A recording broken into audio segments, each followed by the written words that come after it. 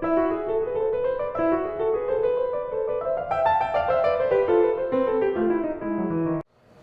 tal? ¿Cómo están? Buenas tardes.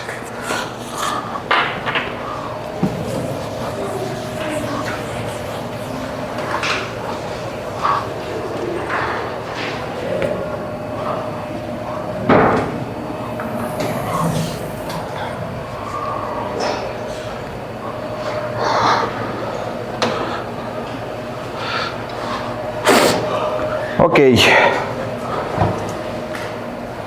Sí, ya pasaron 5 minutos.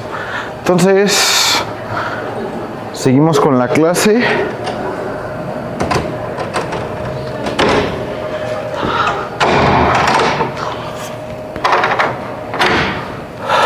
¿Qué tal?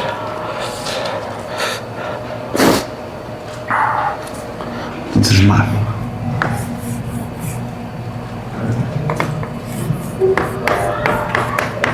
Ayer vimos un poquito de espacios vectoriales. No, la clase pasada, ayer no fue.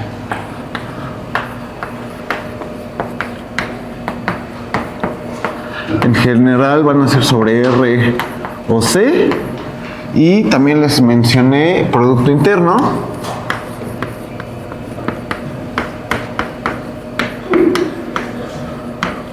O hermitiano.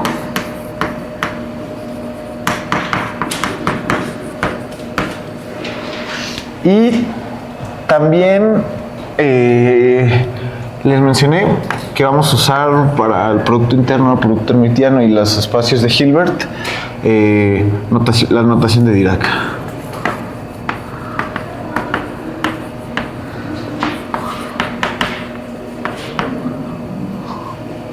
¿Sí? Entonces eso fue... Y bueno, les dije las justificaciones de todo y el temario y shalala, ¿no? Entonces, hoy vamos a seguir un poquito con esto. ¿No? Como que la justificación de todo esto es que vamos a tener ecuaciones diferenciales.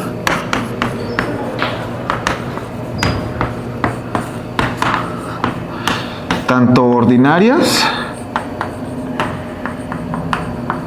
como parciales, que son lineales,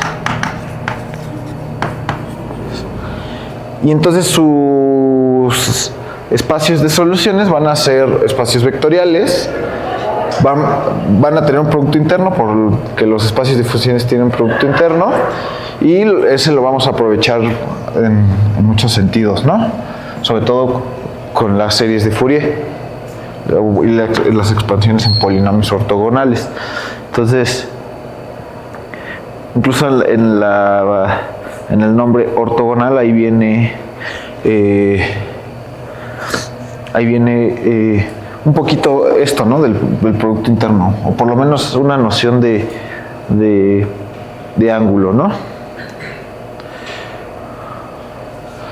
Ok. Aquí como ejemplos les había dicho la ecuación de Laplace,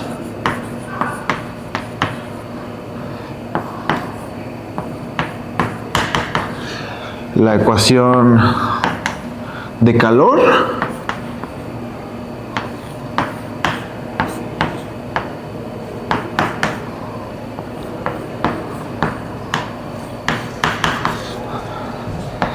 y la ecuación de onda,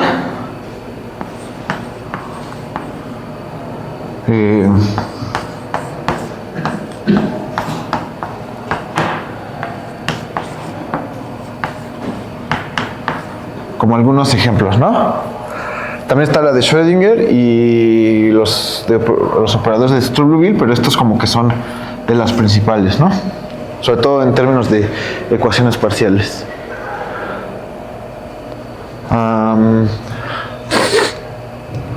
Bien. El producto interno, les digo unos ejemplos.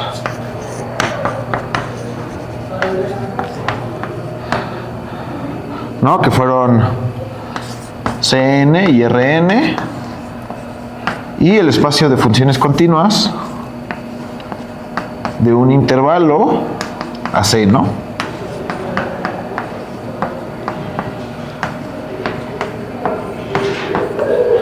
Y este es el que más desarrollé, ¿no? Entonces, pues principalmente vamos a trabajar con espacios de funciones, ¿no? Como espacios como nuestros espacios con producto interno. Y un poco también les di la justificación de que casi siempre los espacios vectoriales son espacios de funciones, ¿no? Eso lo vamos a ver un poquito más la próxima semana. Ok, entonces hoy quería seguir un poquito más sobre espacios vectoriales, hablarles de las normas, operadores lineales y funcionales lineales. Adelante. Ok, ¿dudas hasta ahorita? ¿Todo bien? ¿Sí? Perfecto. Entonces, bueno, y la notación. Aquí para regresar a un poquito a la notación de Dirac. Nuestros vectores los denotamos así, que son los kets, y son vectores. Y los otros son los bras,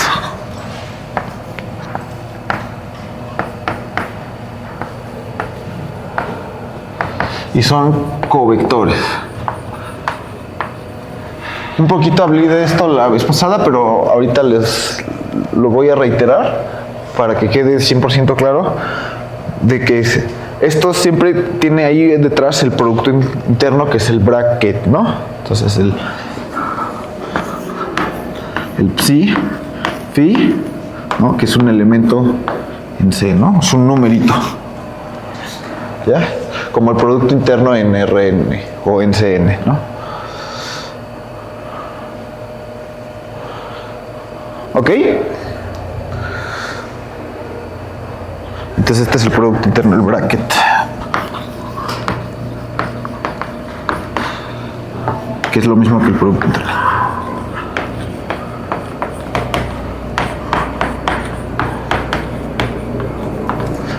Bueno, este es el recordatorio de la clase pasada.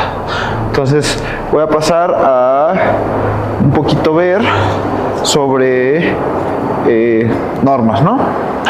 Entonces, ¿ustedes recuerdan de su clase de lineal qué es una norma o de cálculo? Es una función que va del espacio al campo. Ajá. Que cumple con tres propiedades, ¿no? Una que saca escalares, la residual del triángulo y la otra de cero solo si puede ser. Sí, exactamente. Bueno, no solo va al campo, no solo saca escalares, sino que lo saca con valor absoluto, ¿no? Y geométricamente representa la distancia del vector al cero, ¿no? Y de hecho puede medir distancias entre dos vectores cualesquiera, ¿no? Entonces,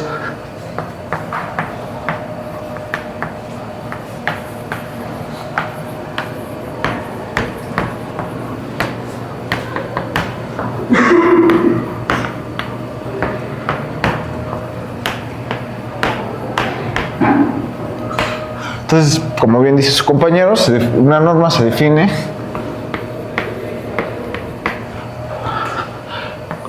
como una función que es como con dos rayitas, que se usan dos rayitas para diferenciarlo con la norma de los complejos, que va de B cruz B a los reales positivos, ¿no? No solo a C, sino que este sí es para reales positivos, porque está midiendo una distancia.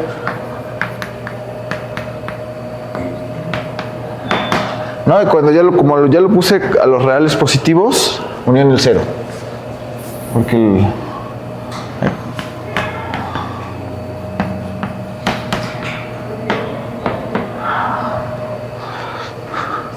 entonces es positiva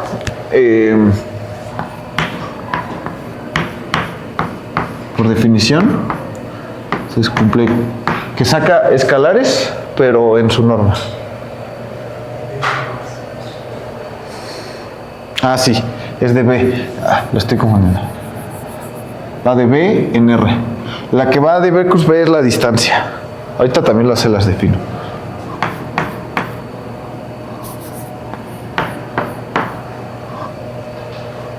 He hecho... Bueno, sí.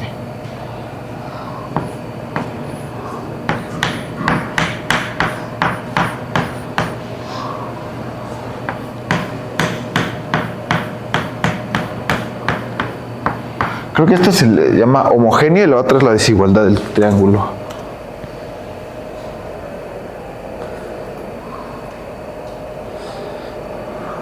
Sí, homogénea y desigualdad del triángulo.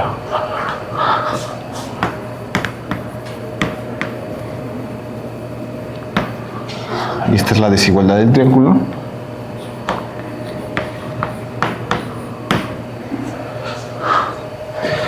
Y pues por último es que sea positiva y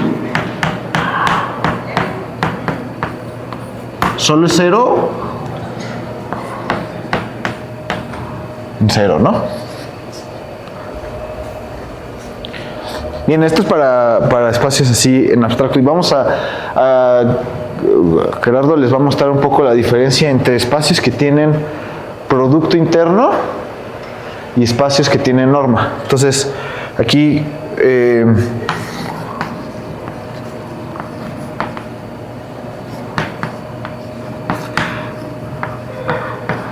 aquí está el hecho de que todo producto interno te da una norma, ¿no? Pero el regreso no es cierto, ¿no? Entonces, no todo producto interno te va a dar una norma. Y ya les había mencionado un poco que los espacios con producto interno son especiales, ¿no? En términos de que sus funcionales lineales, todos se pueden ver por medio del producto interno. Luego menciono un poquito más de eso. Y pues...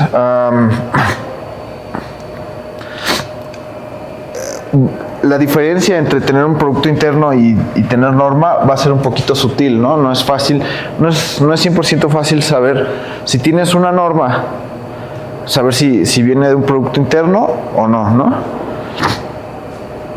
O sea, no es claro una vez que la ves luego, pero para eso está la ley del paralelogramo, ¿no? Entonces ahorita se las menciono. Pero antes que eso, pues... ¿Cómo se define, a través de un producto interno, cómo se definiría una norma?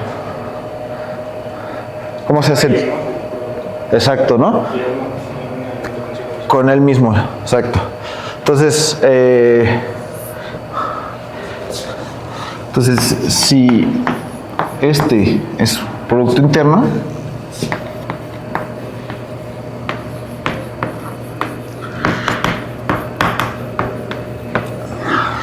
entonces, la norma de un phi se define como la raíz cuadrada de phi con phi, ¿no? Y bueno, entonces esto va a cumplir las tres cosas porque por las propiedades que vimos del producto interno la vez pasada, ¿no? Saca escalares del lado derecho y lo saca con el conjugado del lado izquierdo. Entonces, pues va a salir ahí un escalar por su conjugado, es el cuadrado de su norma, y la raíz lo saca con norma normal, ¿no? La desigualdad del triángulo es así, se tiene que demostrar, pero pues la dejo de tarea moral porque pues es igual que como se hace en cálculo. Lo va a hacer Gerardo antes ya. Y este también es un poquito claro porque como se definió ayer el producto interno, vimos que un producto interno es cero si solo si el vector es el cero, ¿no? Entonces es claro que el producto interno define una norma porque los axiomas son muy similares, ¿no? Entonces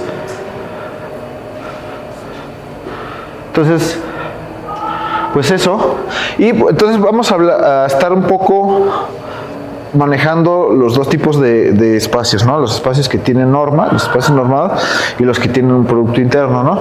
Los que tienen producto interno como que son más ricos en su estructura, tienen, por así decirlo, una especie de geometría, porque tienen la noción de proyectar, ¿no? Con el producto interno se puede proyectar, se pueden definir ángulos o por lo menos ortogonalidad. En los reales sí se define ángulo y lo vamos a hacer, y en los complejos pues puedes definir la ortogonalidad, ¿no? Y todo el tiempo vamos a estar trabajando con eso de ortogonalidad. Vamos a trabajar con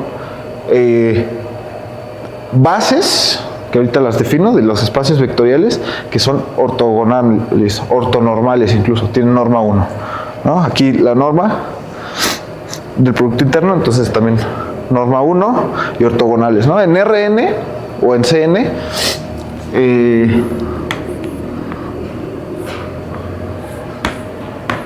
se trabaja mucho con las normas usuales, ¿no? Con las bases usuales, ¿no?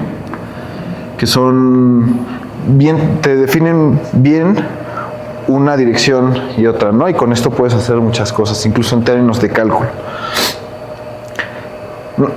Nosotros vamos a extender esa noción para espacios de funciones, ¿no? Las ondas, por así decirlo, las ondas básicas, en términos de series de Fourier, se comportan así, ¿sí? Son ortogonales, pero pues van a ser espacios de dimensiones infinitas, ¿no? Entonces, se va a mantener algo de las nociones geométricas que tenemos, pero como que ya la visualización, ¿no? Decir espacios de dimensión finita ya no es fácil, ¿no? Pensarlo como algo así, ¿no? Como se ve en Rn. Sin embargo, el álgebra va a seguir siendo la misma. Incluso cuando estemos hablando del lugar de sumas, vamos a hablar de series, ¿no? O sea, vamos a pasar de sumas finitas a series, ¿no?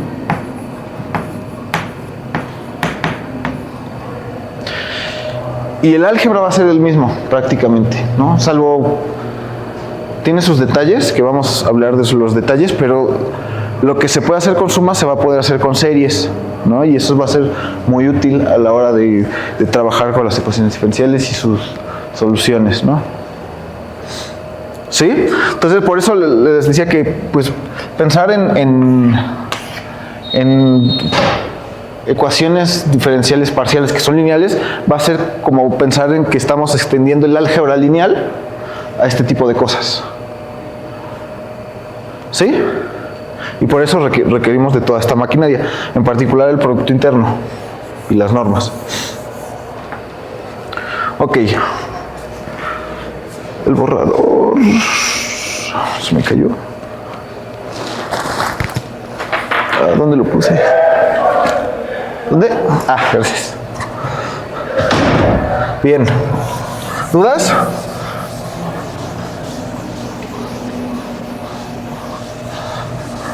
Bien, entonces... ¿No hay dudas? Sí, vamos a ver lo de los bras y de los gets en un ratito. Ahorita primero quiero que quede claro un poco la diferencia entre un espacio normado y un espacio con producto interno.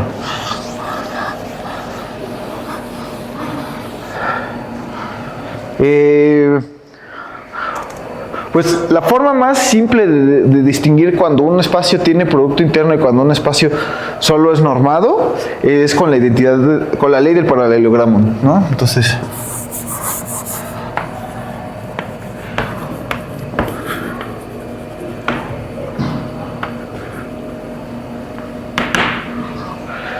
¿sí? Entonces,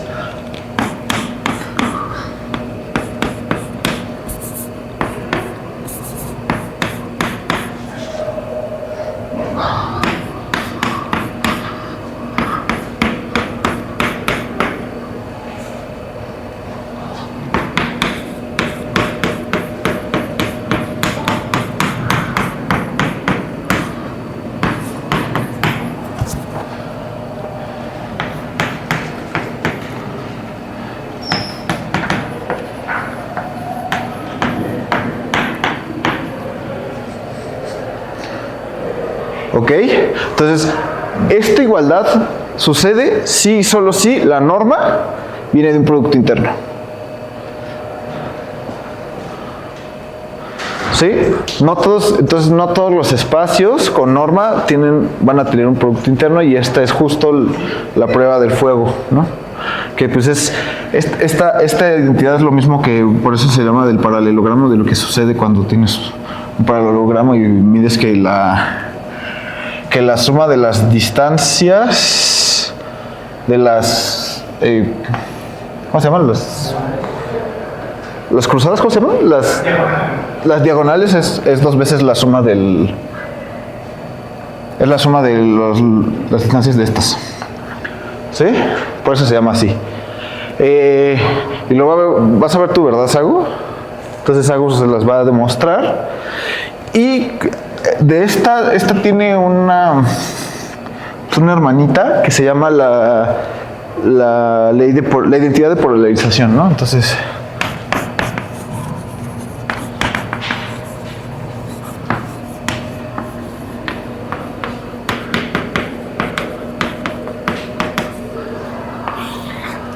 y este nombre me parece que tiene raíces físicas y la verdad no sé cuáles son, pero básicamente te dice que con el producto interno lo puedes retomar desde la norma, ¿no? Entonces,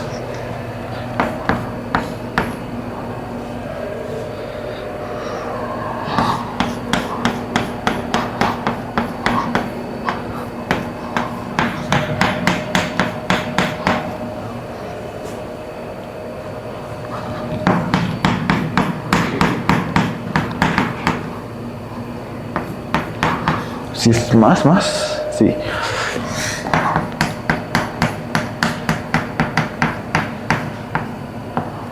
¿No? Esta es la versión completa. Si no estás en un C, creo que nada más se quita esto. Pero bueno, me gusta la versión completa. ¿Sí? Y esta igual también es tarea moral. Es muy fácil de demostrar.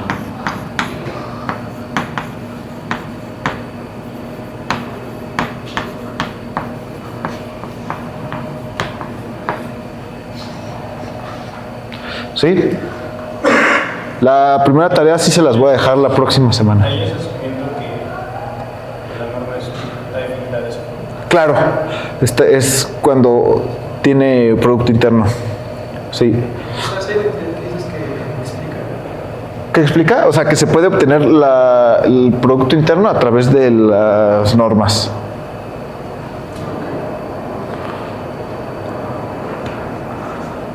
¿Sí? Y obviamente esto solo es válido si se cumple la ley de paralelogramo. Sí, más o menos. O sea, pues es una forma de reescribirla en términos de la norma. Sí, de hecho, justo me parece que demostrar el sí solo sí es con la identidad de polarización. Por eso son primas. ¿Sí? Y bueno, estas son importantes, pero no las vamos a usar tanto. La que sí es así, la reina de las, pues por así decirlo, identidades entre la norma y el producto interno es la desigualdad de Cauchy-Schwarz, ¿no? ¿Se acuerdan de haberla visto? ¿Hace mucho?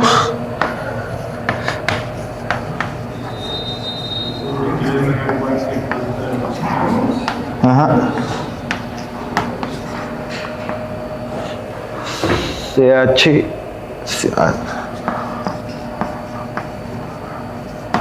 Schwarz.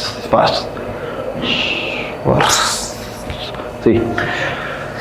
Entonces, ¿sí? ¿Qué? ¿El producto qué? Interiores, una velocidad de la flexión. Un esfuerzo Sí. Ok. Igual otra tarea moral es mostrarlo para espacios de dimensión finita. Creo que, bueno, tiene muchas partes interesantes, ¿no?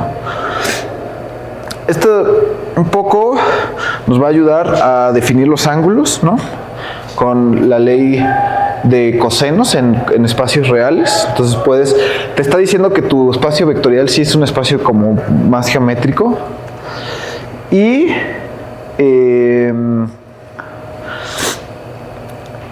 aunado a eso, esto después lo vamos a ver, pero esto significa que el producto interno siempre va a ser continuo con respecto a la norma que define.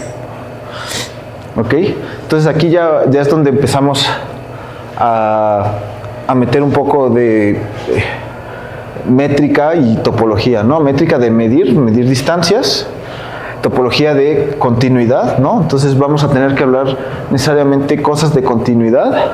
¿Por qué? Porque nosotros tenemos que saltar de las sumas finitas, o bueno, de nociones de espacios finitos, como las sumas, a series, ¿no? Series de Fourier, ya conocen las series de Taylor y las de Laurent, series de polinomios ortogonales, ¿no? Como las de Laguerre y Hermite, ¿no? Entonces, tenemos que dar ese salto para poder hablar de las soluciones generales de las ecuaciones diferenciales, ¿no? Entonces,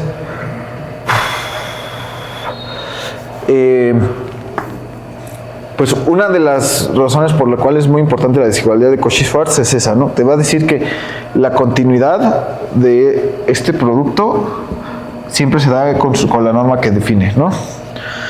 Entonces, luego les voy a hablar un poquito más de eso, porque vamos a definir pues las normas de los operadores cuando estos existen.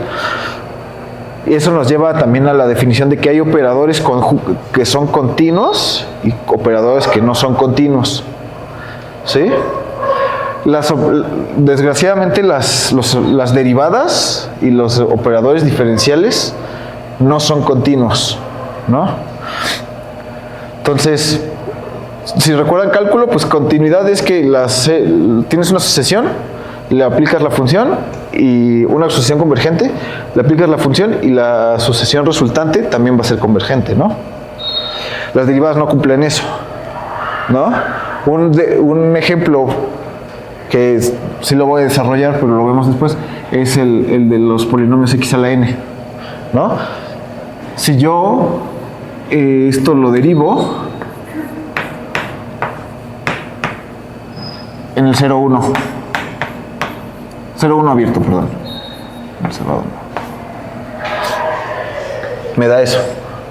¿Sí? El polinomio x a la n en el intervalo 0,1, como estoy en el intervalo 0,1, cuando un número potenciado a la n siempre lo va a hacer más chico. ¿Sí? X a la n, entonces en el intervalo 0,1, bueno, de hecho, conviene, bueno, sí. En el intervalo 0,1 esto va a converger a 0. Luego lo puedo explicar más. Pero como se va haciendo chiquito, siempre esto se converge a la función 0. Y esto, sus derivadas, como tiene aquí el n, esto se podría ir a 0, pero este n se va a ir a infinito. Entonces esto no converge, ¿no? Una versión intuitiva de por qué las derivadas no son continuas, a pesar de que son lineales, ¿no? En Rn y en Cn todas las transformaciones lineales son continuas, porque son como simplemente sumas del estilo AN, XN, ¿no? En cada entrada, ¿no? Y esto es claramente continuo. Pero ya en los espacios que nosotros vamos a trabajar, eso ya no es cierto. Entonces, va a ser, si queremos soluciones, normalmente vamos a querer aproximarnos a esas soluciones, ¿no? Entonces, va a tener que ser algo que se hace con cuidado, ¿no? Por suerte, lo que sí sucede es que cuando tienes un operador diferencial, su inverso va a ser integral y esos son continuos. Integrar, por varias razones, es continuo en el sentido de las funciones así, y la derivada no. Entonces, bueno, eso solo es un poco de lo que vamos a ir notando. ¿Y por qué es importante tanto el producto interno como la norma? ¿Sí? ¿Dudas? ¿No? Bien, entonces...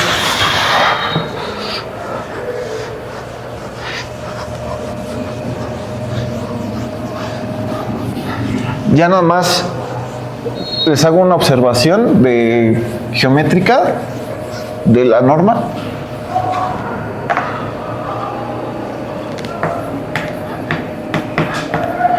Si el espacio, los voy a poner así, si B es un espacio real, o sea, definido sobre los reales y no los complejos, entonces se puede definir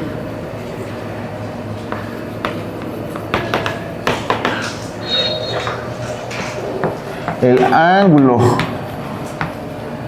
entre dos vectores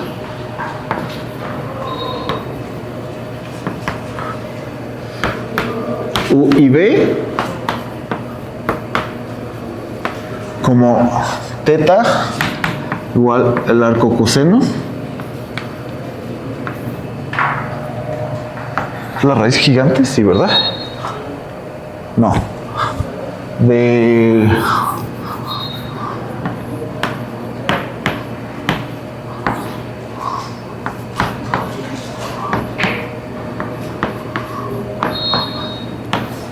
Sí, la ley de cosenos prácticamente te está diciendo que pues puedes definir el ángulo entre dos vectorcitos, ¿no?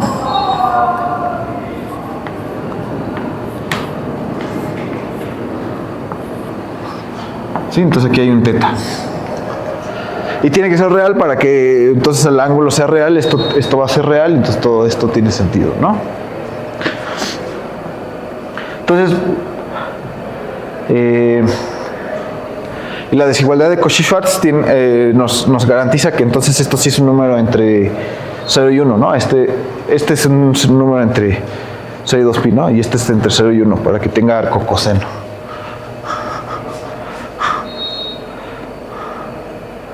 Bien, entonces, bueno, los espacios con producto interno tienen cierta geometría que es un poco más rica que la geometría de los espacios con norma, que tienen su geometría, pero tienen también la noción topológica, ¿no? Tienen distancia, ¿no? Entonces,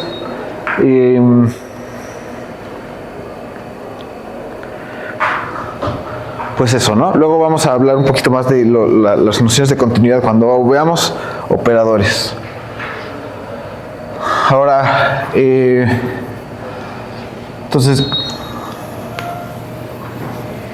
esta es un poco la parte donde vamos a ir saltando de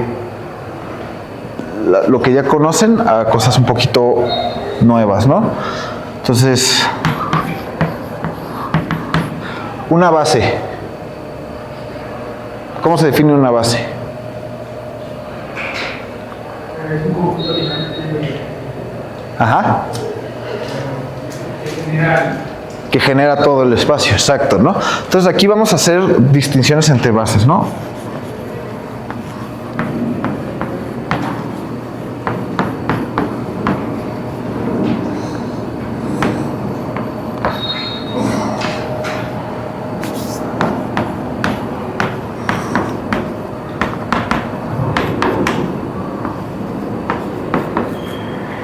Entonces aquí le vamos a llamar una base de Hamel.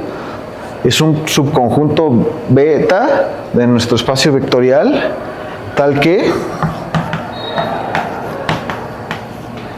para todo psi, bueno, vector en V, existe una única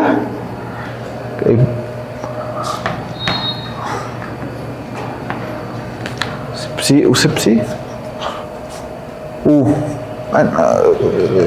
E.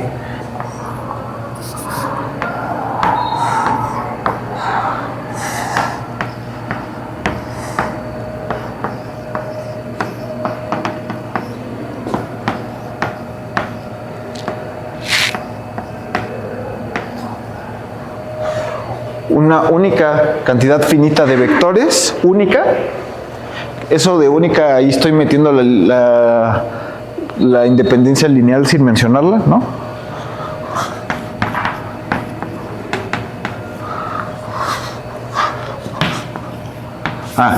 Y existe también lambda 1,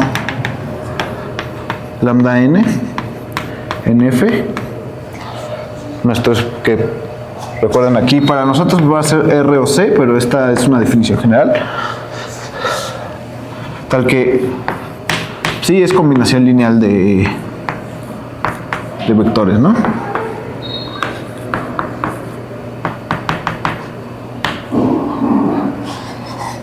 Ok, entonces aquí es un conjunto linealmente independiente que genera todos los vectores, ¿no? Con sumas finitas.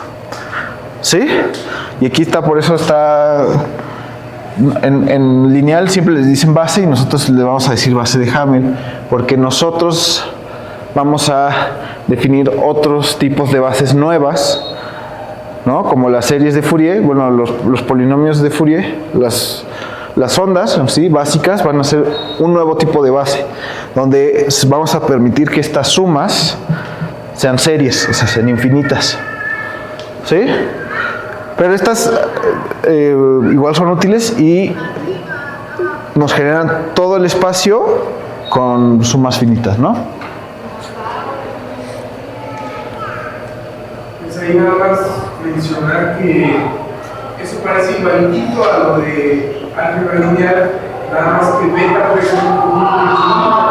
O sea, beta no necesariamente es finito, no puede ser infinito, pero tomamos combinaciones lineales finitas para generar los vectores. Exacto, ¿no? Entonces, hay una diferencia entre este tipo de bases y las bases usuales para espacios de dimensión.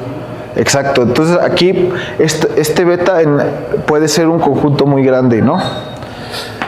En el ejemplo que les di ayer, por ejemplo, este CAB de las funciones continuas, si intentan buscar una base de estas así tal cual que con un número finito puedas hacer todas las funciones continuas, no van a poder. Necesitan una cantidad muy grande. O sea, sí existe por construcciones conjuntistas, sí puede haber una base, pero si ustedes así la buscan así explícitamente, así describirla de pe a pa, todas, no van a poder, ¿no? Sin embargo, en cálculo ya lo hicieron con series. ¿Sí? ¿Sí se acuerdan? O bueno, tal vez en análisis.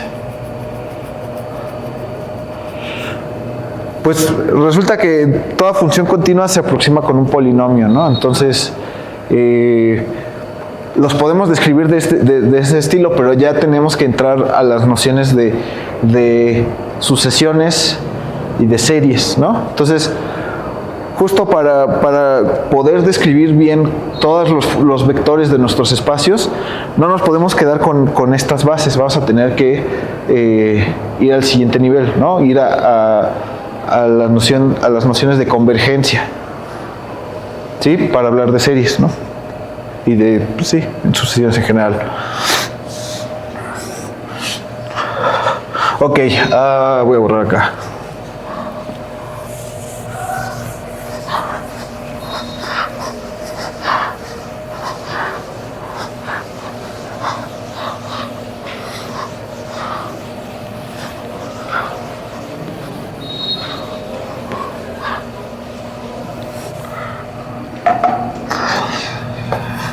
A ver, observación, todo espacio tiene una base.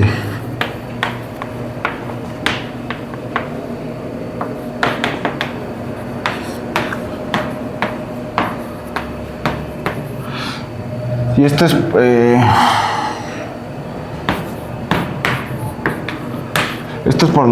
por los axiomas de la teoría de conjuntos, ¿no? En particular el axioma de elección te permite hacer siempre una base, pero pues eso no nos va a preocupar ahorita, ¿no? Nada más, todo espacio tiene una base, ya, ok, déjame.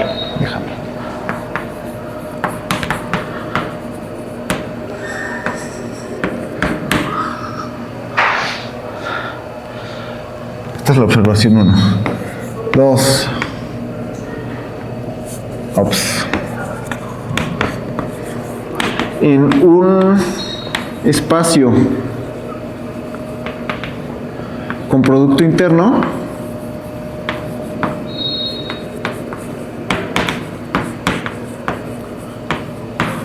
B, producto interno,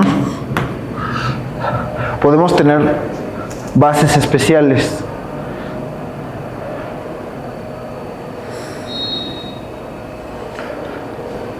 ¿Sí? ¿Alguien sabe qué tipo de bases especiales son las que se pueden definir en productos con espacios con producto interno? Exacto, bases ortonormales. Existen siempre.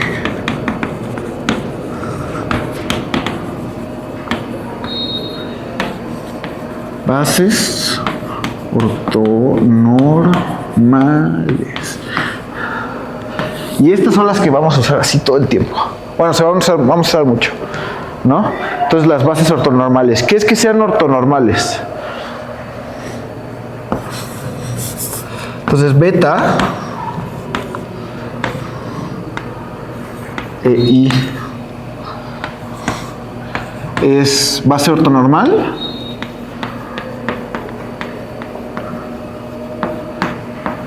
Si es base de Hamel,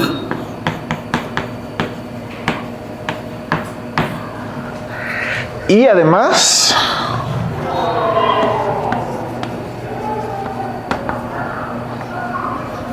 entonces EI producto punto con EJ es, o la delta de Kronecker y J, ¿no? 0 si son 0 si E es distinto de J, 1 si I es igual a J, ¿no? Ortonormal, orto es de ortogonal y normal va a ser de que las normas son 1, ¿no? Entonces tienen norma 1 y son ortogonales 2 a 2. Ok, ¿por qué nos interesan esas bases?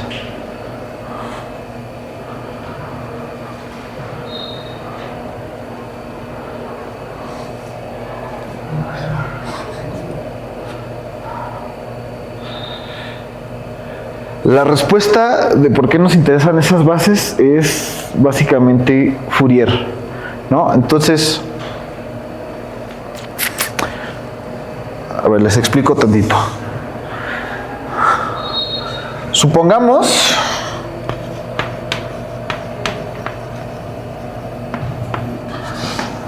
que tenemos una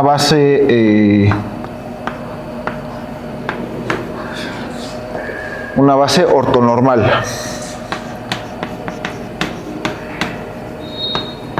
Aquí, bueno, pongo índice lambda, que puede ser un conjunto relativamente muy grande de vectores. En general, nosotros, pues, los índices más grandes que vamos a manejar para bases, me imagino que van a ser, pues, numerables, ¿no? Las series de Fourier. Pero lo podemos dejar así en abstracto. Entonces, si es una base ortonormal, entonces yo puedo decir, pues psi, cualquier vector, entonces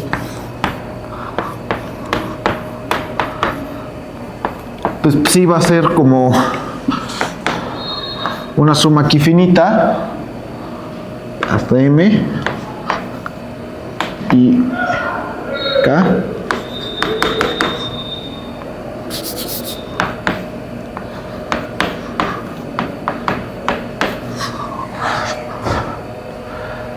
¿sí? Y entonces, ¿cómo puedo encontrar esos lambdas, no? ¿Qué números son esos lambdas?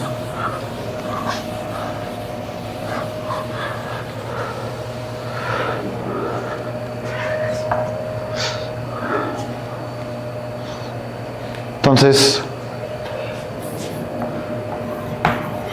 observamos que psi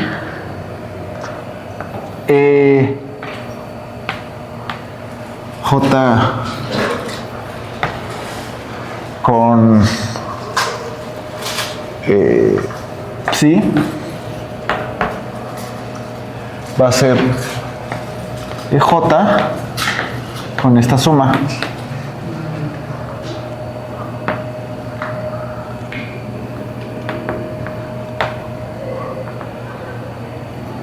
No, perdón, está M.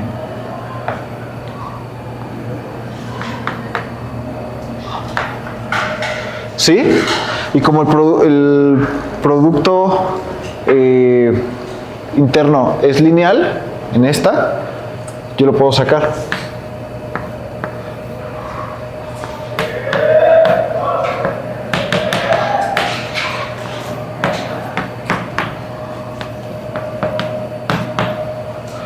¿Sí?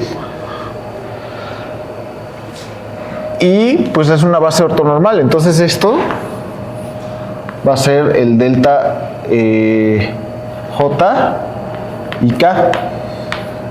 Y entonces el único que va a sobrevivir es cuando K sea igual a J, ¿no? O bueno, ahí K es a J. Entonces este va a ser el lambda J.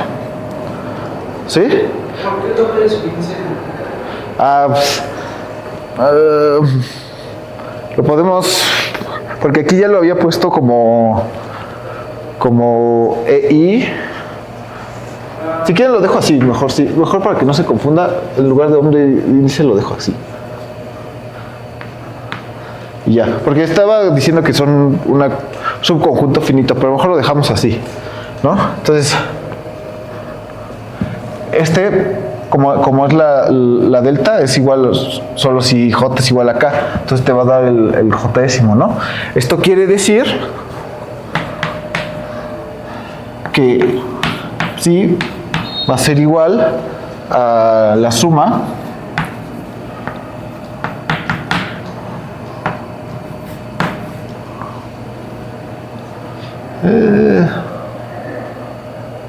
EK Phi así. ¿Ok? A estos numeritos, bueno, y a estos, que son iguales, se les llaman coeficientes de Fourier. Ok, esta es como la versión abstracta de los coeficientes de Fourier. Así se obtienen, ¿no?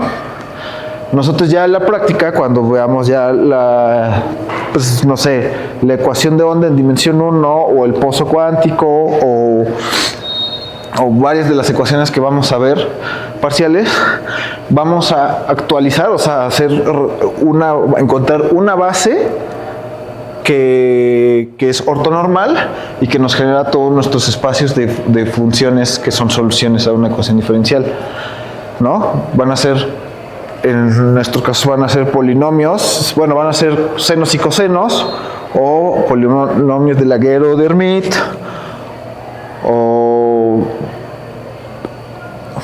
¿qué? Polinomios de Laguerre, Hermite y hay otros, ¿no? Legendre, ajá. ¿Sí? Y ya con eso, o sea, aquí en ese caso, este producto interno, pues va a ser lo que, no sé si ya han visto algo de series de Fourier, esto sería literal la integral de la función por el coseno o el seno, ¿no? De algo y depende del problema, ¿no? De dónde se integra y cómo van a ser el seno y el coseno, ¿no? Entonces, pues no lo pongo así explícito, pero sí, estas van a ser cosenos o senos, ¿no? Polinomios, o incluso ya su versión más completa sería e a la i n omega t, ¿no? Los exponenciales complejos nos resumen mucho la escritura completa de los polinomios de ¿cómo se llama? De Fourier, ¿sí? Aquí porque fue importante que la base fuese definida o sí, pero aquí porque todavía no estamos hablando de las bases de, ¿cómo se llama? Las de Hamel y las de ¿qué? Chowder. No hemos hablado de las bases de Chowder, que son esto mismo, pero nos permitimos ya meter series aquí. Entonces, como no quería meter series aquí, por eso esto lo puse finito, pero sí, nosotros ya vamos a trabajar con series de Fourier infinitas, ¿no? Entonces ya lo que dije no va a importar mucho. ¿Sí? ¿Dudas? Bueno, entonces lo que sucedió fue que se apagó la cámara, se le acabó la pila, entonces por eso estamos aquí, ¿no? Creo que en las subsecuentes clases va a pasar cada vez menos esto, pero pues ni modo, ¿no? Entonces me toca rehacer lo que estábamos viendo, y lo que estábamos viendo en el clip, antes de que se cortara, eran proyecciones y el proceso de Gram-Schmidt, ¿no? Entonces estábamos hablando de bases, más precisamente bases ortonormales, ¿no? Entonces, definir los coeficientes de Fourier, ¿no? Entonces, en una base, todo espacio vectorial, phi, se escribe como una combinación lineal, aquí combinación lineal, suma finita, de vectores, ¿no? Y igual a 1 hasta n, de, pues aquí originalmente había puesto lambda i, e, ¿no? Entonces base, voy a poner que la base, digamos, es el conjunto EI, así, y en I, A. Entonces mejor lo pongo así, base, el conjunto EI, ¿no? Y es que sea ortonormal, ¿no? Entonces es una base ortonormal, y por lo que había dicho, entonces podemos escribir todo conjunto, todo vector phi como el producto punto de phi con EI por EI. Y me parece que podemos escribirla como EI producto punto con phi EI, ¿no? Este es como lo último que habíamos visto, la expresión, y estos serán los coeficientes de Fourier. Y luego vamos a ver la versión más clásica de los coeficientes de Fourier, ¿no? Cuando estos son ondas. Pero esta es la abstracción.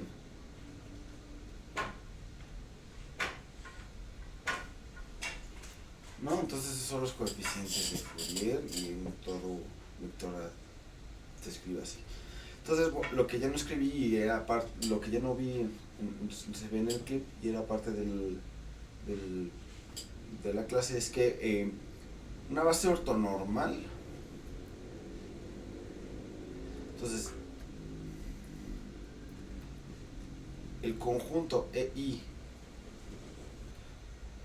y en lambda, donde lambda es un conjunto arbitrario de índices, es base ortonormal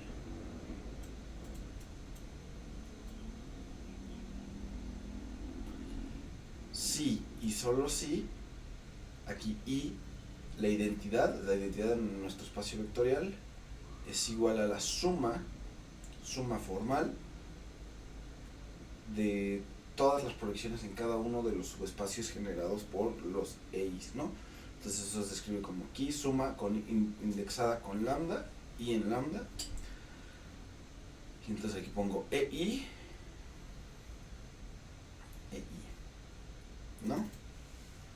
Entonces bueno, aquí esta es la proyección en el espacio generado por EI, ¿no?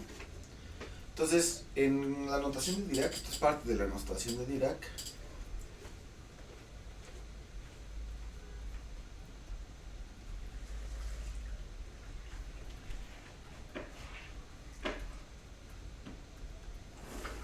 Entonces, en la notación de Dirac, la proyección no necesariamente ortogonal. Es ortogonal cuando el vector es unitario y es ortogonal a los otros vectores, ¿no? Entonces, la proyección ortogonal en el espacio generado por un ket psi se escribe así, ¿no? Entonces es como el ket bra, ¿no? Como así, bueno, está al revés, ¿no? Entonces, que esto es una función, un operador lineal que luego lo vamos a ver, pero entonces es un operador que va de h en el generador por el espacio generado, sí, ¿no? Que lo denotamos así, ¿ok? Es decir, que proi en este espacio, y a veces lo podemos escribir con subíndice, ¿no? Hay varias formas, ¿no?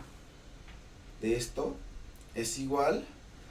Entonces es como si nada más, como es la notación de Dirac, es como para cortar cosas, ¿no? Entonces nada más es poner psi, evaluarlo a la derecha, y entonces se podría escribir así, ¿no? Entonces es psi producto phi con phi, ¿no? Esto claramente es un múltiplo de phi, de psi, perdón, ¿no? Y el escalar es el producto punto, ¿no? Y cuando es unitario, entonces ya sí es una proyección ortogonal, ¿no? Pero así se escriben las proyecciones, ¿no? Entonces, lo que estoy diciendo aquí es que un conjunto es una variedad ortonormal si y solo si la suma de todas sus proyecciones en cada uno de sus subespacios generados por cada uno de los vectores es la identidad, ¿no? ¿Sí? Entonces esta es como una forma algebraica de ver las proyecciones, ¿no? Que es un poco con la visión cuántica de ver las cosas algebraicamente en términos de sestre y álgebras, algo que vamos a solo mencionar un poquito, ¿no? Ok, entonces vamos a hacer las proyecciones y pues esto es muy padre porque es fácil describir los vectores cuando tienes una base ortonormal, ¿no? Entonces, si tienes una base ortonormal, una base normal, o sea, no ortonormal, si tienes solo una base,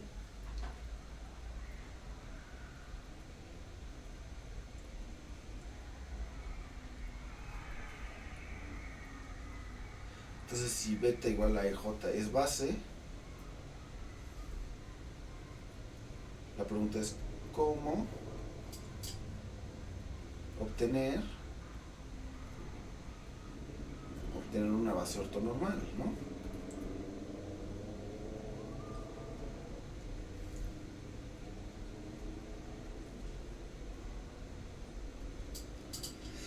Y este es el conocido como el proceso de Gram-Schmidt, ¿no?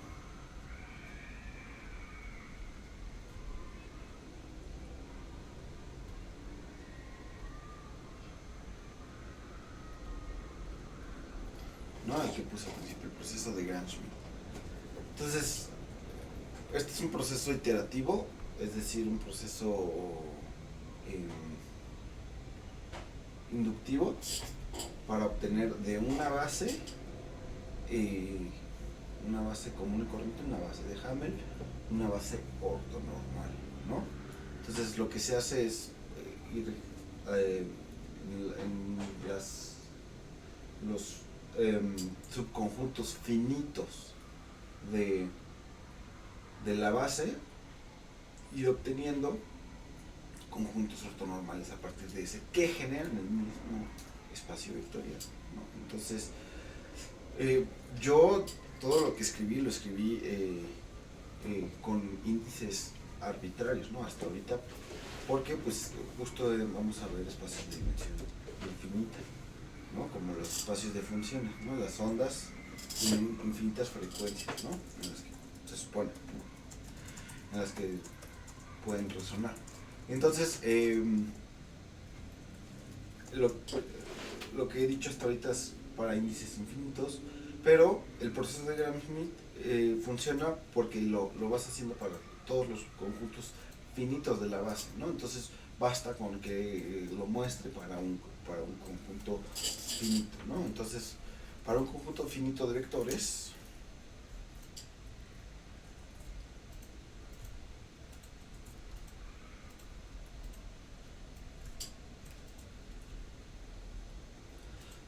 que sean linealmente independientes. Entonces aquí sí ya pongo I con I en 1 hasta n, digamos, que sean linealmente independientes,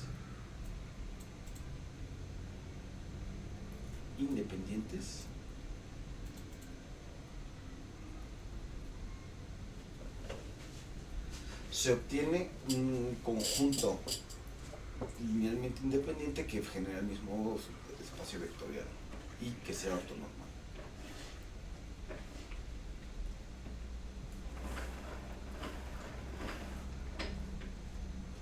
Aquí también linealmente independiente, que lo escribimos como LI, que genera el mismo espacio.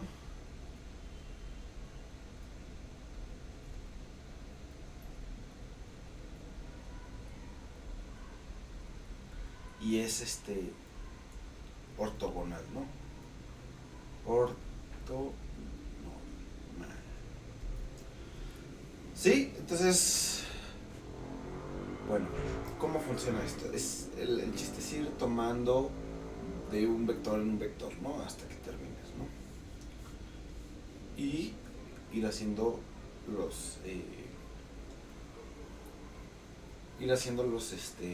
ortonormales, ¿no? Entonces, primero, ¿no? Aquí 1. Tomamos Φ1 como entonces en principio no sé si el vector original que tenía era ortogonal, más bien de norma 1.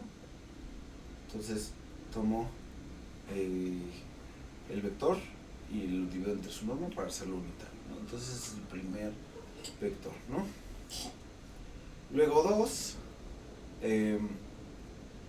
entonces queremos obtener un vector que sea ortogonal a este, ¿no? Entonces, ¿cómo se define inductivamente los vectores? Entonces tomamos Psi2, que todavía no es Φ2, ¿no? Vamos a normalizar. Pero Φ2 va a ser E2 menos la proyección de E2 en el espacio generado por Φ1. Es decir, Φ1 E2, aquí 2, Φ1, ¿no?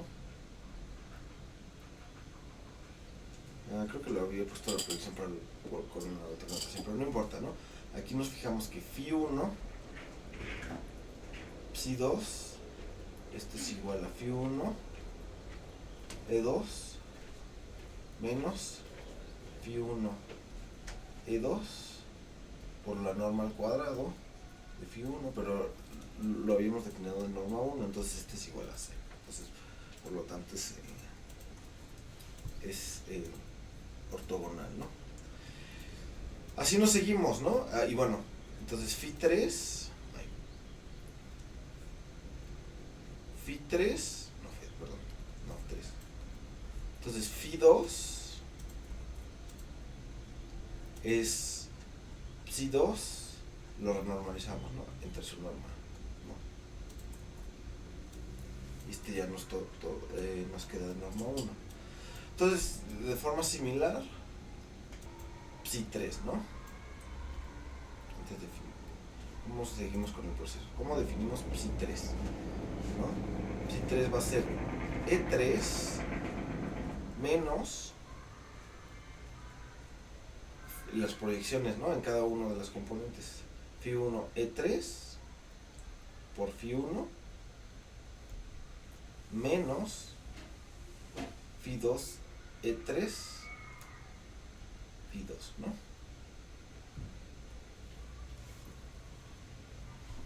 ¿Sí?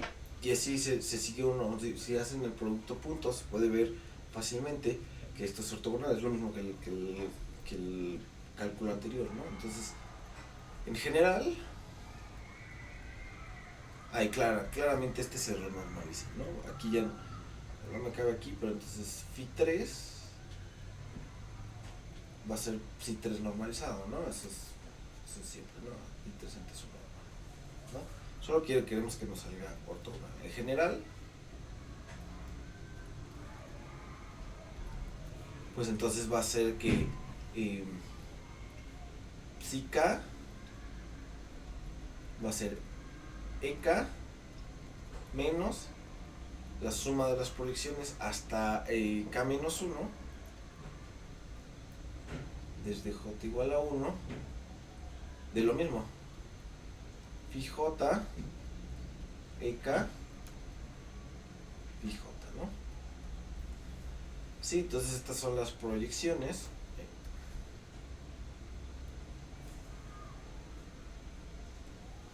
En el espacio generado por los psijas de los de EK, ¿no? Entonces le restan las proyecciones, ¿no? Entonces, y pues claramente phi k es el normalizado, ¿no? Psi k como antes. Es el normalizado, ¿no? Phi k entre su norma.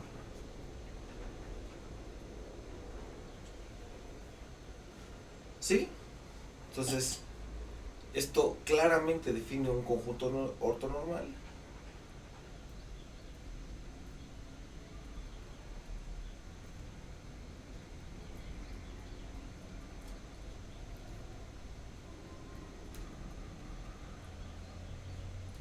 ¿No? Como son ortonormales y son vectores no ceros, van a ser linealmente independientes. Eso se puede demostrar muy fácil y queda como tarea moral. Y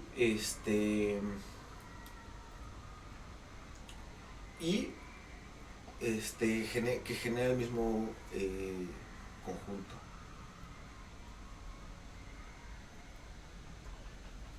Mismo espacio. ¿Por qué genera el mismo espacio? Porque todos estos, o sea, aquí tengo combinaciones lineales de los EKs y los FIKs, y los FIKs dependen de los EKs, ¿no? Entonces, si lo vemos también inductivamente, este genera el mismo espacio, ¿no?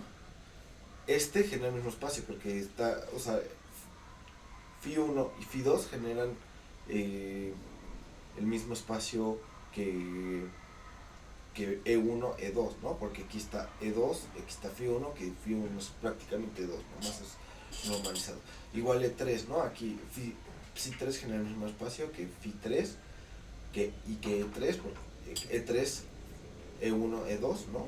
Por los argumentos anteriores. Entonces se van haciendo inductivamente, ¿no? Es un poco complicado de escribir, sobre todo si no están tan acostumbrados a como argumentos inductivos, ¿no? Aquí nada más lo escribo así, que el espacio generado por E1, E2, se escribe así, o también se escribe como span, E1, E2 es el igual span, es el mismo generado de Φ1, Φ2, ¿no? Porque pues Φ2 es Φ2 entre su norma, y esto es pues E2 menos Φ1 E2 Φ1, ¿no? Entonces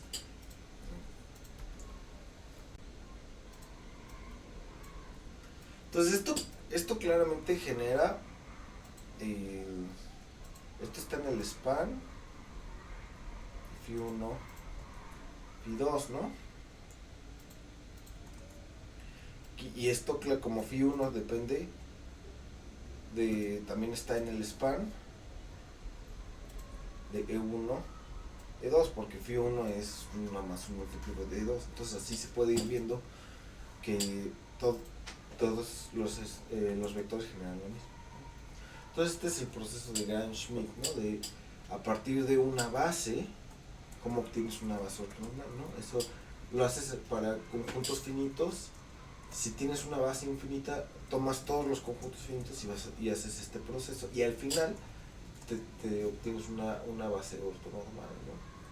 Eso claramente es un proceso infinito, y entonces, bueno, la prueba un poco más formal dependería un poco de aplicar inducción a conjuntos infinitos, que es un tema de lógica, pero pues el proceso, el algoritmo es el mismo y sí funciona. Entonces, pues este es el proceso de Gram-Schmidt, y pues ahorita no lo voy a ver, pero se aplica, lo vamos a aplicar a, por ejemplo, este conjunto que es linealmente independiente, x cuadrada, x al cubo, etcétera, x a la n, etcétera, ¿no? Este es el conjunto de los monomios, ¿no? Que genera el conjunto de los polinomios, ¿no? El espacio vectorial de los polinomios, ¿no? Entonces vamos a usarlo para obtener, por ejemplo, polinomios ortogonales, ¿no? Es un tema bastante. Entonces esto fue lo que se perdió en esta clase, la segunda clase, y pues creo que hay un par de cositas más donde tal vez me vean así, pero esperamos que en los siguientes videos la mayor parte sean en el salón y no sean grabados, ¿ok?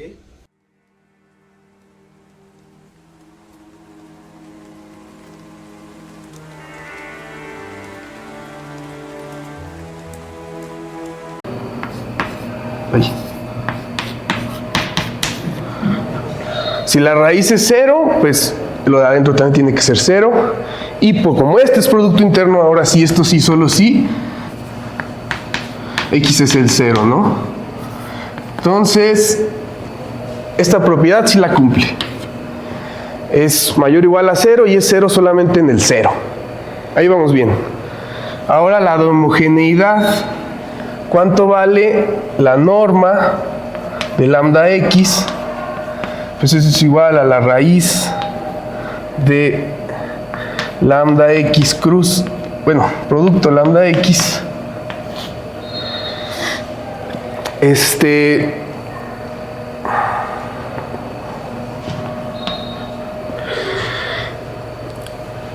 de este lado sale normal, de este lado sale con módulo, ¿no? Entonces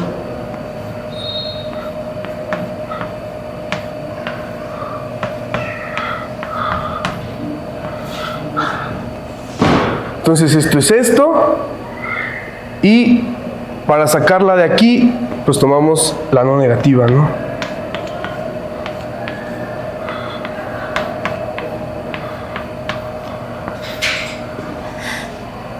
Sale con valor absoluto de la raíz, y esto es exactamente lambda por la norma de x, que es lo que queríamos, ¿no? Entonces esta también se cumple. Y ahora falta la desigualdad del triángulo, que esa sí es un poco más complicada. Entonces, ¿qué es lo que vamos a hacer? Lo que queremos es esto, ¿no? Por demostrar esto.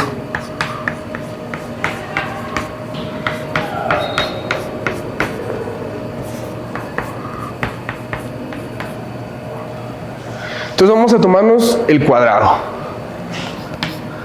La norma de x más y al cuadrado.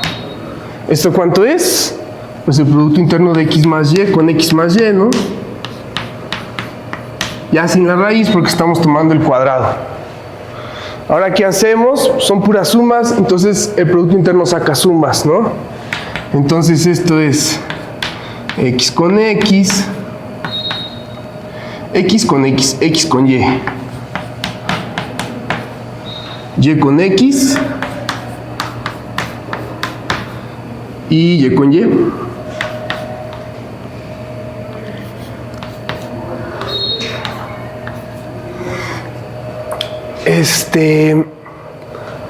¿Esto qué es?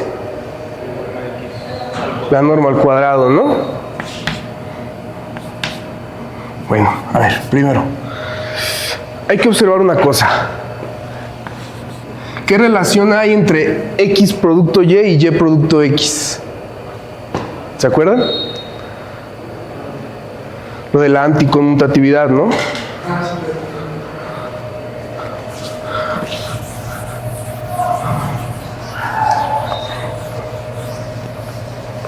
Entonces, cuando X producto Y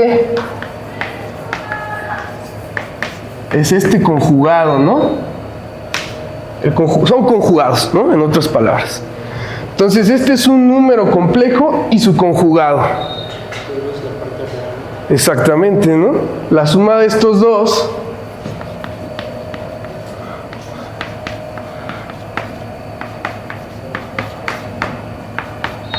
esto es exactamente 2 veces la parte real, ¿no? De XY. Porque estoy sumando un número más su conjugado, ¿no? Entonces, aquí ya puedo meter una desigualdad. Esto va a ser menor o igual que, esto lo cambio, ya me dijeron, norma de X al cuadrado, ¿no? Aquí, ¿qué lo puedo cambiar? La parte de real, ¿a qué va a ser menor o igual? Pues al módulo, ¿no?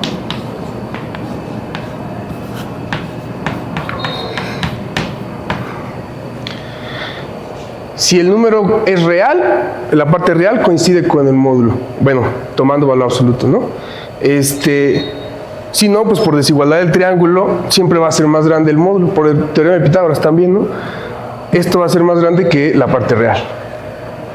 Y esto lo cambio igualmente por la norma de Y al cuadrado. ¿Sí? Y ahora, aquí puedo meter otra desigualdad. ¿Por qué? Esto, vimos hoy una desigualdad que involucra al producto interno, ¿no? Exactamente. Cauchy-Schwarz nos dice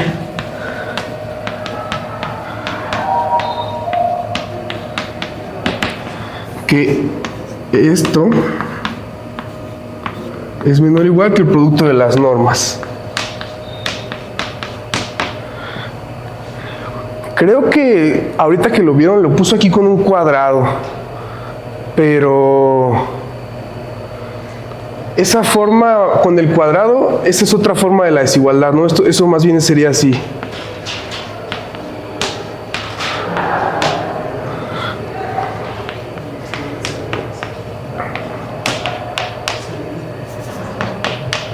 Si le queremos poner aquí un cuadrado, aquí tiene que ser así sin la raíz, ¿no? Pero bueno, la que nos sirve ahorita es esta forma, que es como la más usual. Entonces aquí meten por esta desigualdad, esto va a ser menor o igual que esto.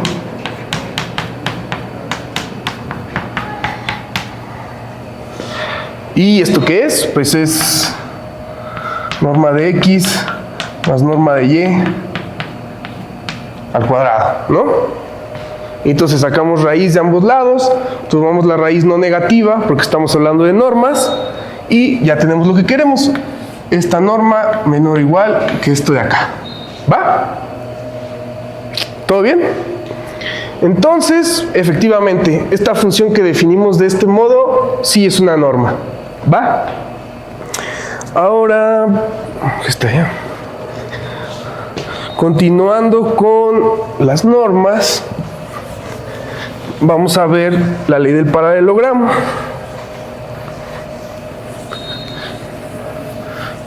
Bueno, antes de seguir, y esto está un poquito relacionado, ¿sí les quedó claro lo del operador ese proyector que vimos antes de lo de Gram-Schmidt?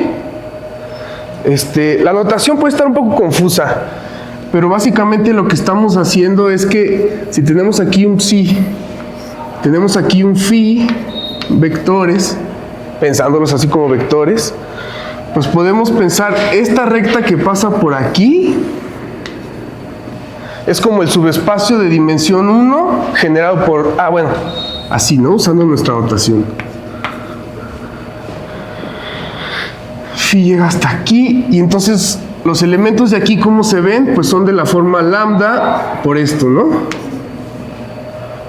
Y entonces, ¿qué es lo que hace el operador proyector?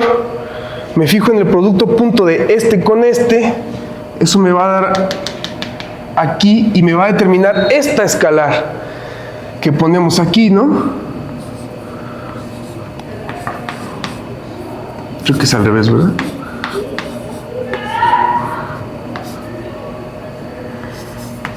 Ahí. Esta es como esta escalar que da el producto y es como la escalar que nos da esto, un elemento de este espacio, ¿no? Del generado por este vector. Bueno, usando esa notación como de generado, no sé si la vieron en lineal. Entonces, ese operador proyector lo que hace es que nos da la escalar tal que este vector ahora vive en el subespacio generado por ese. Por eso estamos haciendo eso en Gram-Schmidt, ¿no? Como que tomamos dos vectores, proyectamos y normalizamos, y así una y otra vez, ¿no? Entonces eso es lo que estamos haciendo, como proyectar en el subespacio de dimensión 1 generado por un vector. ¿Va? Entonces, similar un poco con esta idea, bueno, esto nos muestra que un espacio con producto interno, como decía Carlos, tiene una cierta noción geométrica, ¿no? Como esta idea de proyectar, de ver cuando algo es ortogonal a otra cosa, de calcular el ángulo cuando podemos calcularlo. Entonces, como que nos da esta noción un poco geométrica, a pesar de que el espacio en sí puede ser muy abstracto, porque es un espacio de funciones.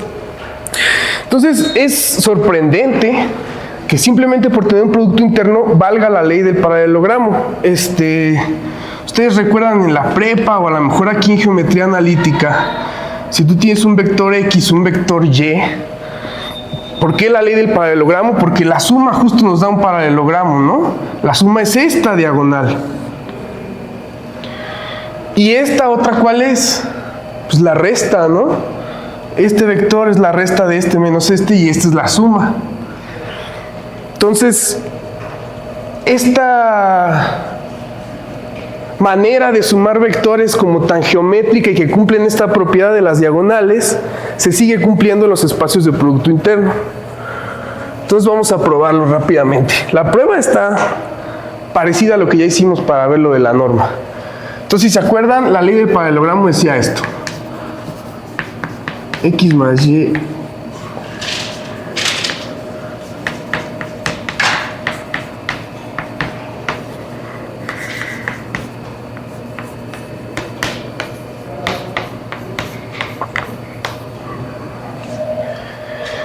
Entonces, de nuevo, calculamos esto.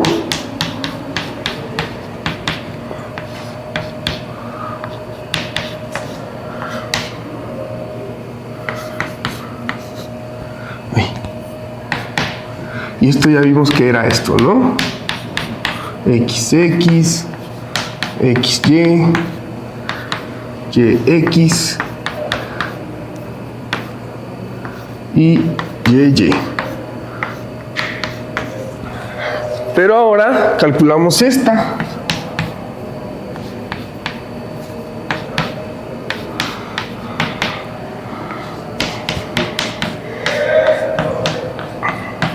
La norma al cuadrado de esto, pues es solamente el producto interno. ¿Y esto qué es? X con X. Ahora X con Y, pero con un menos. Y con X también lleva menos. Y Y con Y, menos y menos, pues más.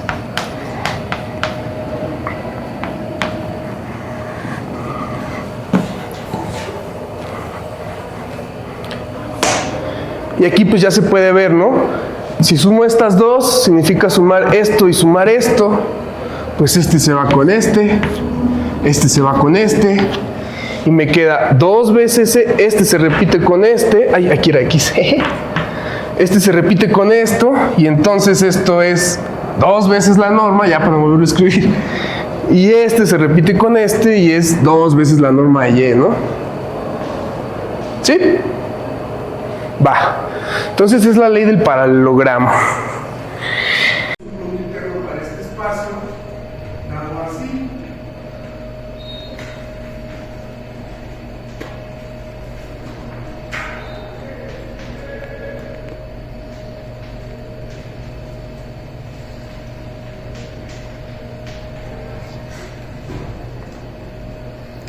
¿Cuál va a ser la norma dada por este producto interno? La norma de una función f, o el producto interno, digamos, va a ser igual a la raíz de la integral de esto al cuadrado.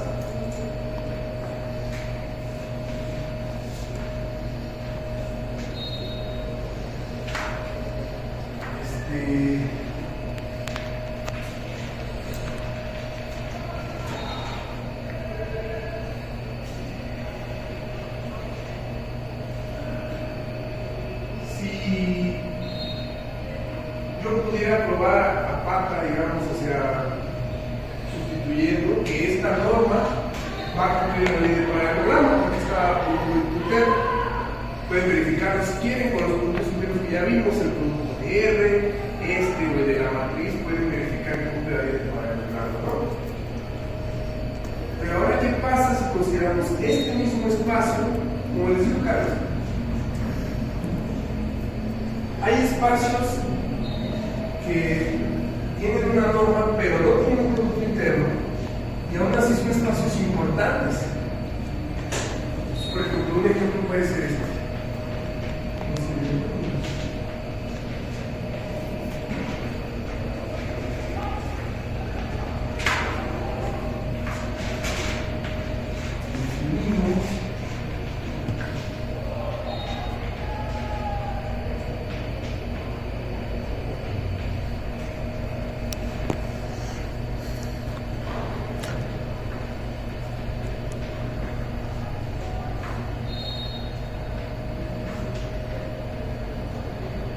Esta la vamos a llamar la norma del máximo o norma uniforme también. Más adelante vamos a ver por qué ese nombre. Esta sí es una norma, ¿no? Bueno, primero, tiene sentido preguntarnos por el máximo de una función porque es una función continua, ¿no? Si se acuerdan de cálculo 1, toda función continua alcanza su máximo y su mínimo. Entonces, esta norma lo que hace es a cada función le asigna su máximo, un valor absoluto. Existe el máximo porque es continua y, pues bueno, como está dada en términos del valor absoluto y del normal máximo, pues sí va a cumplir nuestras propiedades de norma, ¿no? La escalar va a salir, la escalar del se va a cumplir porque tenemos, pues hacemos así, ¿no? El máximo de f de x,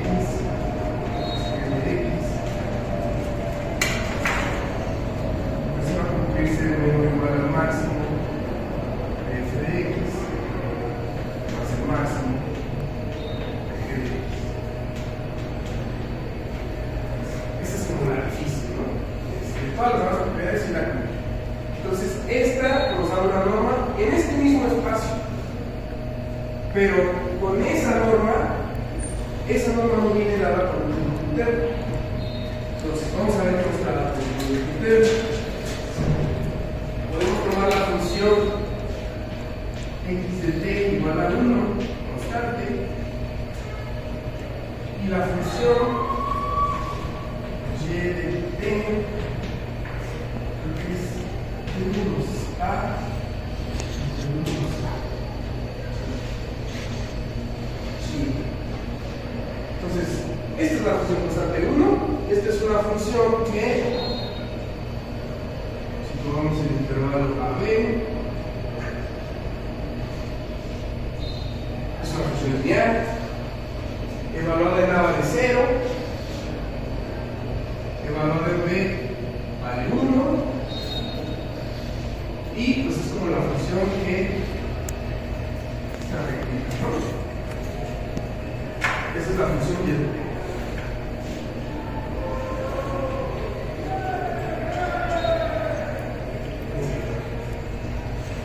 Entonces, la norma de X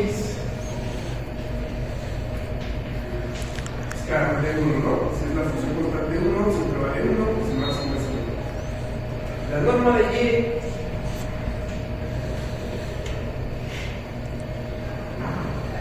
pues es una función que empieza en 0, es creciente, llega hasta 1, pues entonces el máximo es 1 también, ¿no? Entonces la norma de Y también es 1. Pero ahora, ¿qué pasa?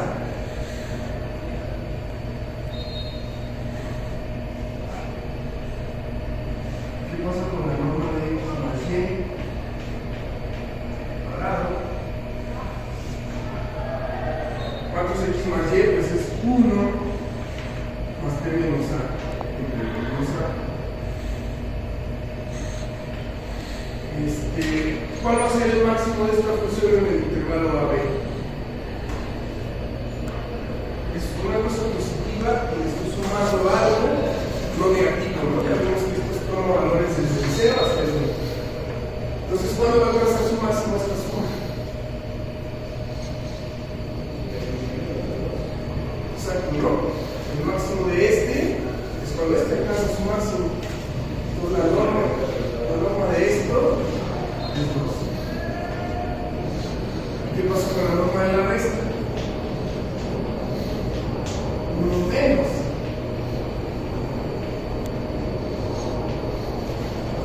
Este alcanza su máximo en medio, ¿no? Esta donde va a alcanzar su máximo. O sea, el 1 le estoy restando algo que siempre es un negativo. ¿Cuándo alcanza su máximo?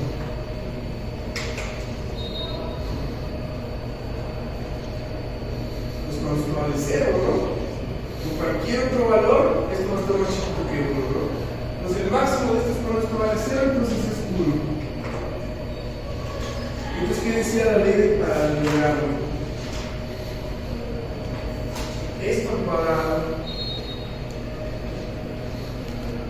más esto al cuadrado. ¿Cuánto da? 5, ¿no? ¿Cuánto nos cuesta? Sin embargo, 2 veces esto es 2, 2 veces esto es 2. Entonces, esto no es igual a la suma de esos dos, ¿no? Entonces acabamos de demostrar que esta norma dada por el máximo no cumple la ley de paralelogramo. Por lo tanto, como vimos aquí arriba, eso implica que esa norma no es parada por un producto interno. Entonces, este espacio de las funciones continuas con esta norma no es un espacio por producto interno. Sí es un espacio normal. Y más aún, cuando podemos ver la noción de completez de un espacio, a lo mejor si ya llevamos el análisis, si ya llevamos la otra materia, bueno, en cálculo no se habla de espacios completos. ¿Qué significa que un espacio sea completo? Que toda asociación de Cauchy es convergente, ¿no? O sea, que toda asociación que los puntos de su colita se van acercando converge a un punto. Entonces, este espacio con esta norma va a resultar que es completo. Lo cual es ya lo vamos a ver más adelante, ¿no? Pero eso es algo bastante de nuestro interés, en el trabajo de espacios completos. En cambio, ese espacio con la norma dada por el producto interno de la integral, ese espacio no es completo. Vamos a ver también más adelante un ejemplo de por qué ese espacio de funciones continuas con la norma dada por la integral no es un espacio completo. Vamos a estudiar cuál es el espacio que completa ese de las funciones continuas.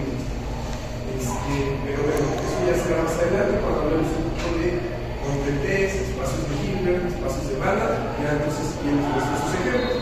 Pero por ahora, esto es un ejemplo de un espacio que su norma no está interno, sin embargo es un espacio importante porque hace completo entre otras cosas. Entonces, pues bueno, ahí está un poco la distinción entre espacios de producto interno y espacios que no están dados por el producto interno su norma. La clave siempre es la identidad del paralelogramo. Para cerrar un poco son de ortogonalidad, ortonormalidad, bases ortogonales, todo eso, ¿no? Entonces vamos a... Vimos por ahí que rápido como alguna incumplida, ¿no? Entonces, vamos a ver un poco también ejemplo de eso. Entonces, consideramos este espacio de las funciones continuas. Vamos a limitarnos a un intervalo específico, el intervalo 0, 2, y con el producto interno dado por la integral que vimos en la clase. ¿No? Bueno, ¿cuál es el producto interno?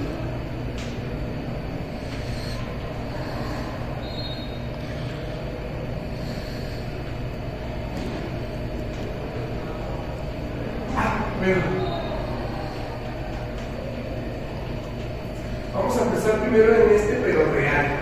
Las funciones continuas de 0 sí a R, no a C. Vamos a empezarlo primero con valores reales, ¿no? Entonces consideremos esta sucesión.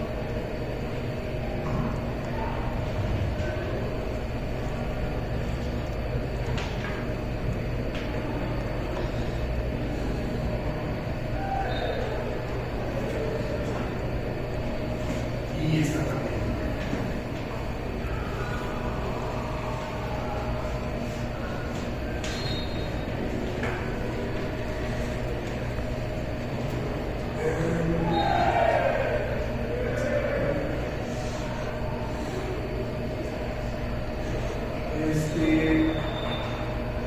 Vamos a ver que esta sucesión es un conjunto ortogonal y esta sucesión es un conjunto ortogonal.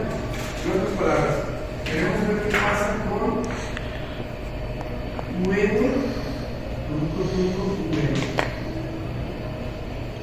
¿Qué es eso? Pues es la integral de 0 a 2pi del seno nx del seno nx dx.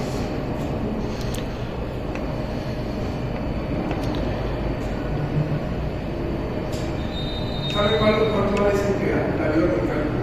¿Se acuerdan?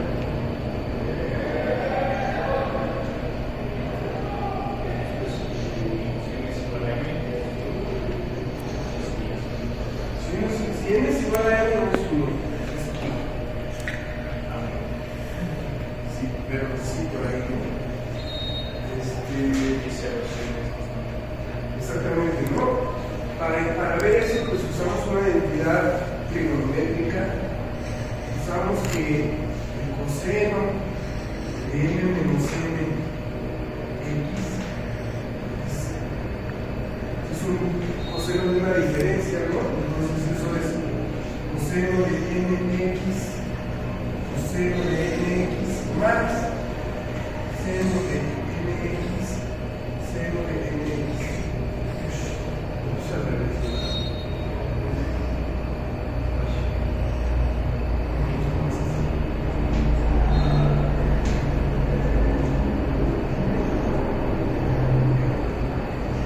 Por una parte eso, y por otra parte el coseno de m más n x.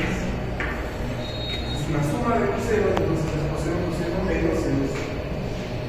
Coseno de nx, coseno de nx menos coseno de nx, seno de nx. Ya como que vimos aquí los cosenos de la manga, ¿no? Porque estaba integrando cero, pero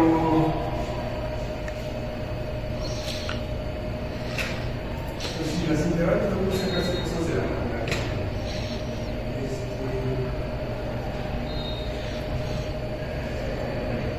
Entonces coseno de m menos nx menos seno a coseno de m más nx es igual a 2 veces justo lo que quería integrar.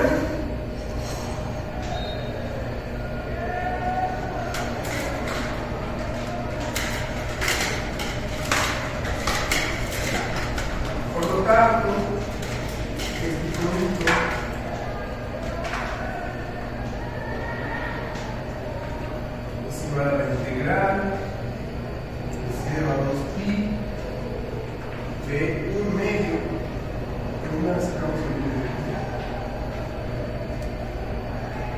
de esta resta, ¿no?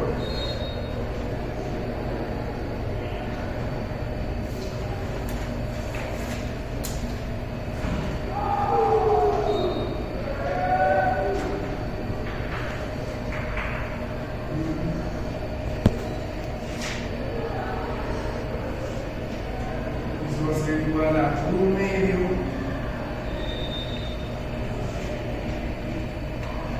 el seno de n menos seno de x entre n menos seno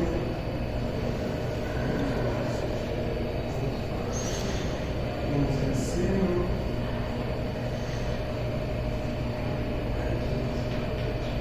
1 más n entre 1 más n evaluado de 0 a 2pi. Y bueno, si hacen las cuentas, les va a salir, como su compañero, esto va de 0, si m distrito de n, va de pi, y m es igual a pi. Entonces, por lo tanto, esta es una sucesión, es un conjunto ortogonal en el sentido de que cualquiera dos elementos son ortogonales entre sí. Y entonces ahora si yo me tomo esta otra sucesión,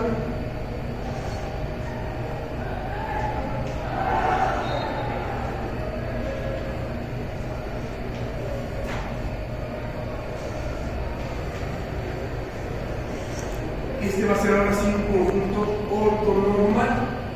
¿Por qué? Porque ya vi que 2 a 2 son ortogonales, ya vi que evaluado en sí mismo me da pi. Entonces, de manera análoga, como hicimos en el proceso de Gram-Schmidt, divido entre la norma y me aseguro ahora que esto tiene norma 1. Entonces, esta sucesión es un conjunto ortonormal. Y de manera análoga, usando ahora otras unidades trigonométricas, las mismas, bueno, ustedes checarían cuál. Pero de manera análoga se prueba que esto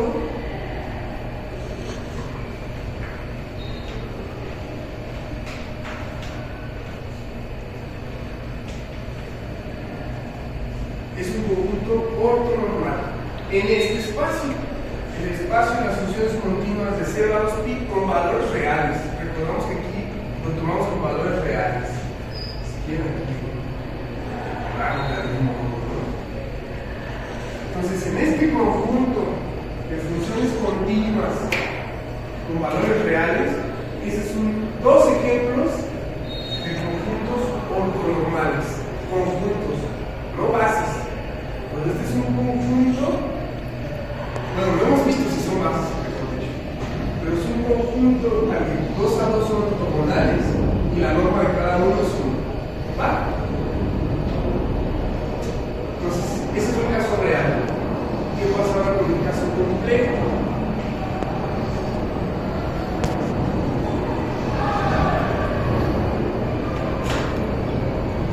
Para el caso complejo, vamos a considerar esta sucesión.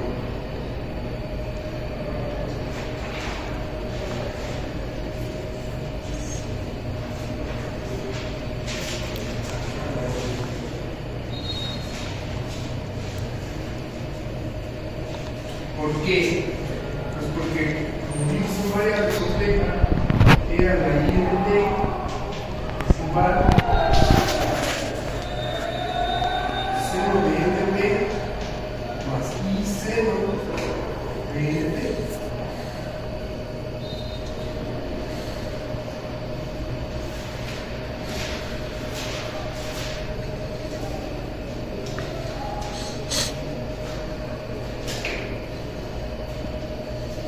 Entonces, ¿qué pasa si ahora yo le tomo E a la I NT producto E a la I NT? Con ese mismo conjunto, pero ahora son conjugados, ¿no? Ya estamos en el caso complejo. Entonces, eso es igual a la integral de 0 a 2pi de este conjugado. Entonces, eso es coseno de NT menos I seno de mt, que ya conjugamos, por S no conjugado,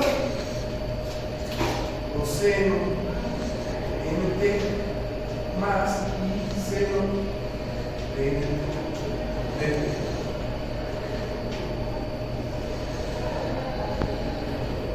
Si yo hago ese producto, ¿qué me va a quedar? Producto de cosenos, producto de senos y coseno con coseno, ¿no? El producto de z, y luego separado por sumas y la integral de sumas, ¿no? Entonces, cuando me pide el producto de cosenos, ya vimos que va a dar seno, ¿no? O pi. Producto de senos igual, da seno o pi. Y de manera análoga se puede ver que estos productos también dan seno, el de seno con coseno, integra seno también. De manera análoga como vimos este, ¿no? De hecho viene de Escriba este ejercicio. O sea, si lo checa de Escriba, ahí está el cómo calcular esto, ¿no? Entonces esto de nuevo vale 0 si n es distinto de m, y en este caso vale 2pi, como tiene parte real y parte imaginaria, vale 2pi cuando n es igual a m. Entonces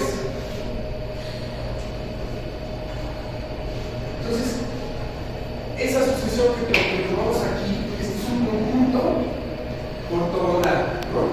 Porque si tomamos cualesquiera dos distintos, van a ser ortogonales. Y normalizando, vamos a poner que este conjunto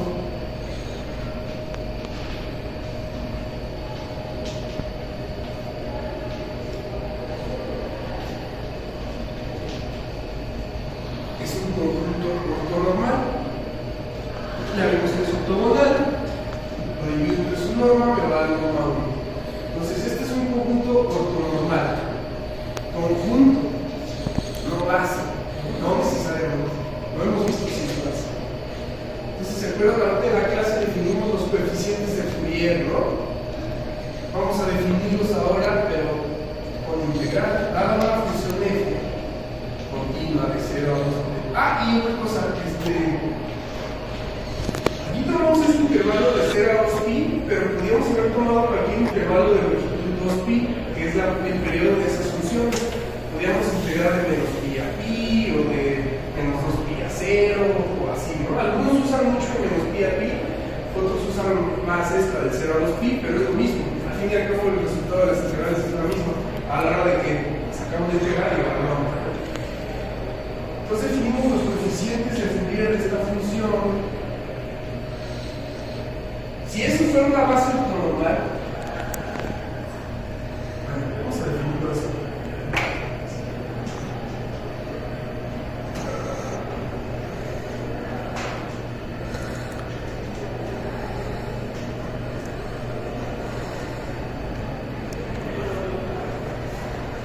Si eso fuera una base ortonormal,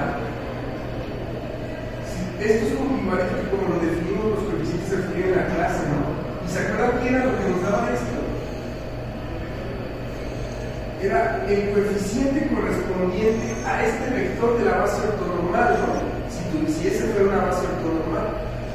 Entonces, este punto nos daría el coeficiente, digamos que va aquí, ¿no?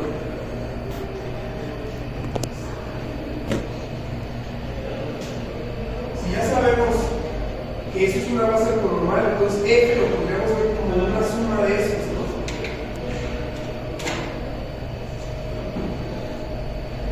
Bueno, pero aquí está, este producto interno es el de la integral, ¿no? Entonces en realidad, si aquí por conveniencia no se puede tomar la raíz, o sea, estrictamente hablando deberíamos usar la raíz, pero como que las cuentas salen mejor así. O sea, que estoy diciendo esto.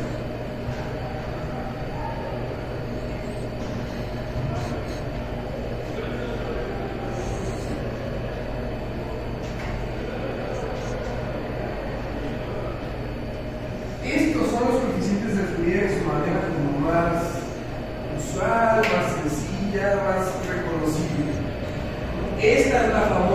transformada de Fourier que vamos a ver. Vamos a estudiar todo esto más a fondo, ¿no?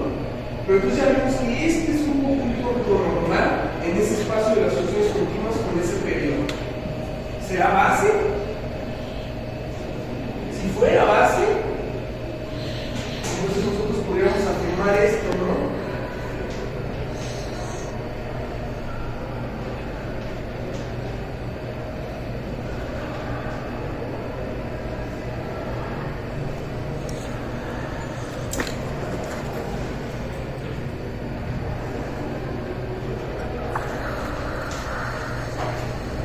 Que la función va a ser la suma, ahora sí, sobre todo los enteros, ¿sí? Porque